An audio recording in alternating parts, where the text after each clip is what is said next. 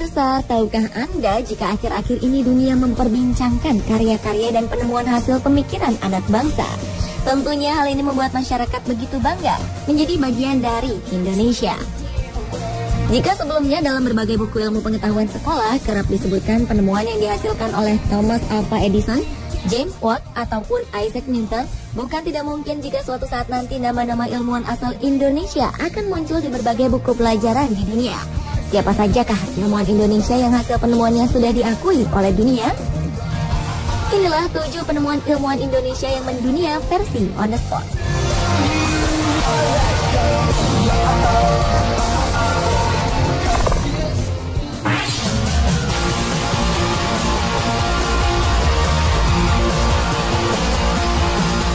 Nama Sediatmo mungkin masih asing di telinga masyarakat awam di masa sekarang. Ternyata dari pemikiran dan kecerdasan beliaulah, teknologi pemasangan pondasi yang kokoh di atas tanah labil banyak diterapkan di berbagai bangunan di seluruh dunia. Profesor Dr. Insinyur R.M. Sediatmo adalah putra asli Karanganyar, Jawa Tengah. Ia adalah tokoh insinyur sipil, sekaligus seorang cendekiawan, praktisi, ilmuwan, dan guru besar teknik sipil di Institut Teknologi Bandung.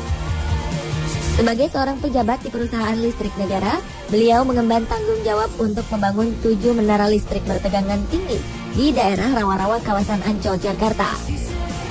Saat itu ia dihadapkan pada persoalan struktur tanah di kawasan rawa-rawa yang lembek dan labil. Sediatmo pun berpikir keras untuk mencari metode yang lebih efektif, hingga muncullah gagasan untuk mendirikan menara di atas pondasi pelat beton dengan ditopang oleh pipa-pipa beton di bawahnya. Pipa serta pelat beton ini kemudian bersatu dan mencengkram tanah lembek dengan kuat sehingga menjadi dasar menara yang kokoh. Sejak saat itulah nama pondasi Cakar Ayam muncul. Selanjutnya ia menggunakan teknologi ini untuk proses pembangunan di tanah air. Di antaranya adalah pembangunan landasan pacu Bandara Internasional Soekarno-Hatta serta ratusan bangunan lainnya di dunia. Kehebatan teknologi pondasi Cakar Ayam hasil karya Profesor Sediatmo mendapat pengakuan paten dari puluhan negara di dunia.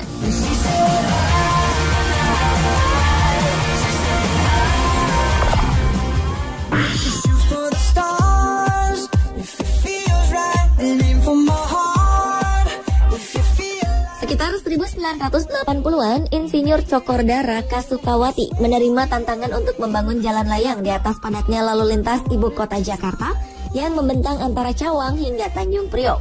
Insinyur asal Bali ini mengajukan gagasan untuk membangun tiang tersebut sejajar dengan jalur di bawahnya. Barulah setelah tiang ini selesai didirikan, lengannya yang berbentuk huruf T akan diputar 90 derajat hingga melintang dan siap digunakan untuk menahan jalan beton di atasnya. Ia kemudian menggunakan sistem hidrolik sehingga lengan beton seberat 480 ton dapat diputar dengan mudah.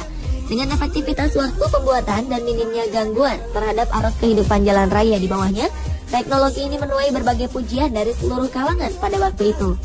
Presiden Soeharto yang saat itu ikut menyaksikan kemudian memberikan nama Sosrobahu untuk metode yang diciptakan Cokorda Raka Sukawati ini. Sosrobahu sendiri merupakan nama salah satu tokoh sisipan dalam cerita Mahabharata. Hasil karya anak bangsa yang membanggakan ini kemudian digunakan untuk berbagai rancangan di dunia. Termasuk diantaranya adalah jembatan Seattle di Amerika Serikat, jalan layang metro Filipina, dan masih banyak lainnya. Temuan ini juga mendapatkan lisensi hak paten dari beberapa negara seperti Jepang, Malaysia, dan Filipina.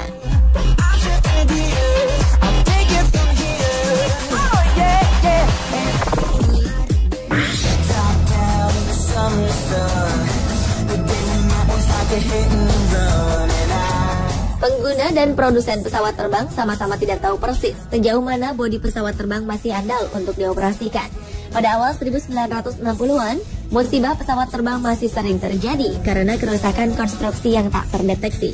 Kelelahan pada bodi pesawat masih sulit dideteksi dengan keterbatasan perkakas. Titik rawan kelelahan ini biasanya terletak pada sambungan antara sayap dan badan pesawat terbang atau antara sayap dan dudukan mesin. Elemen inilah yang mengalami guncangan keras secara terus-menerus, baik ketika lepas landas maupun saat mendarat. Hingga kemudian Pak Habibie yang menemukan bagaimana rambatan titik keretakan ini bekerja. Perhitungannya sungguh rinci, sampai pada hitungan atomnya. Oleh dunia penerbangan, teori Habibie ini lantas dinamakan crack progression, hingga membuat nama Habibie terkenal dengan julukan sebagai Mr. Crack. Berdasarkan teori ini, pesawat pun dibuat lebih aman. Tidak hanya dari resiko pesawat jatuh, tetapi juga membuat pemeliharaannya menjadi lebih mudah dan murah. Dalam dunia penerbangan, terombosan ini terkenal dengan sebutan faktor Habibi. Dengan begitu, secara umum daya angkut pesawat pun meningkat dan daya jelajahnya semakin jauh. Secara ekonomi, kinerja pesawat pun dapat lebih ditingkatkan lagi.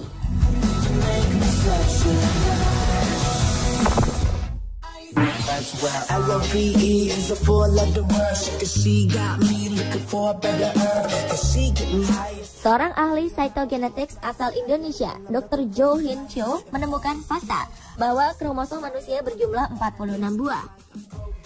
Melalui penelitian di Laboratorium Institute of Genetics of Sweden's University of Lund, temuannya ini berhasil mematahkan keyakinan para ahli genetika bahwa jumlah kromosom adalah 48 buah. Ia berhasil menghitung jumlah kromosom dengan tepat setelah menyempurnakan teknik pemisahan kromosom manusia pada gelas preparat yang dikembangkan Dr. T.C. Chu di Texas University, Amerika Serikat pada 1961.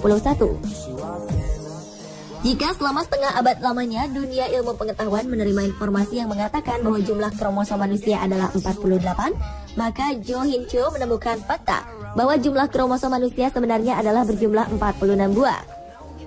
Penemuan revolusioner ini tertuang dalam jurnal Hereditas Skandinavia pada 26 Januari 1956.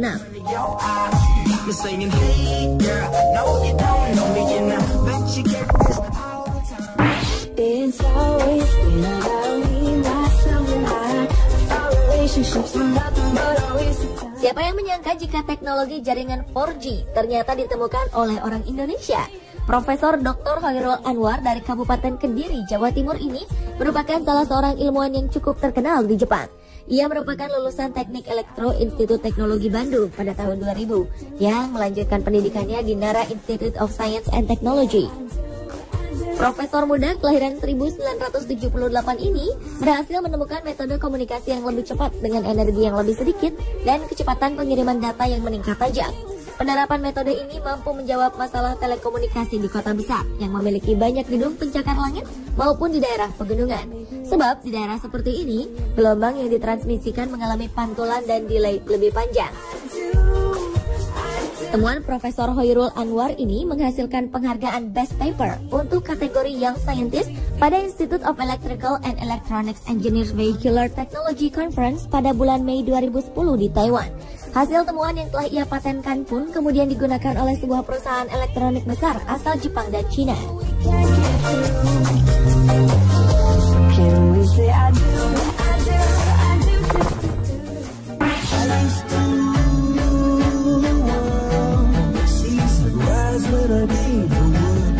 Berawal dari pemikiran bahwa semua bahan bakar yang digunakan untuk kegiatan sehari-hari akan habis, seorang pria asal Madiun berhasil membuat sebuah kompor bertenaga surya pertama di dunia.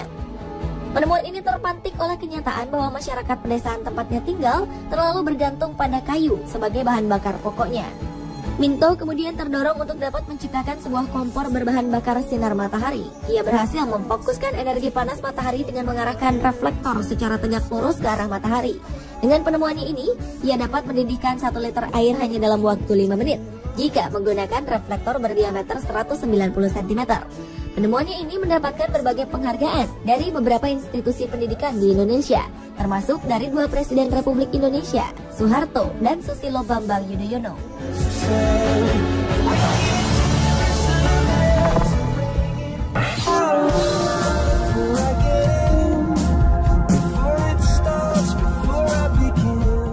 Dani Hilman, doktor geologi yang pernah mengenyam pendidikan di Institut Teknologi Bandung dan California Institute of Technology ini merupakan pakar gempa. Keahliannya telah diakui oleh berbagai kalangan. Hidup di negara yang kaya akan potensi bencana gempa bumi, tsunami, dan letusan gunung berapi membuatnya begitu tertarik terhadap penelitian di bidang kebumian. Sejak 2000 lalu, Dani gencar melontarkan prediksi bahwa gempa besar berpotensi terjadi di pesisir barat Pulau Sumatera. Menurutnya, sejarah kegempaan dapat diketahui melalui penelitian terumbu karang yang tersebar di wilayah pesisir sebuah pulau. Dari bentuk-bentuk karang mikroatol yang menyerupai bentuk topi koboi, ia mengetahui jika di wilayah pesisir barat Pulau Sumatera pernah mengalami proses naik turun dalam periode ratusan tahun lalu. Dengan meneliti bentuk dan struktur lapisan karang ini, ia dapat mengetahui jika di Kepulauan Mentawai pernah dilanda gempa besar pada tahun 300 1360, dan 1610. Dari penelitiannya ini pula, ia memperkirakan jika dalam kurun waktu tertentu potensi gempa yang sama akan kembali terulang.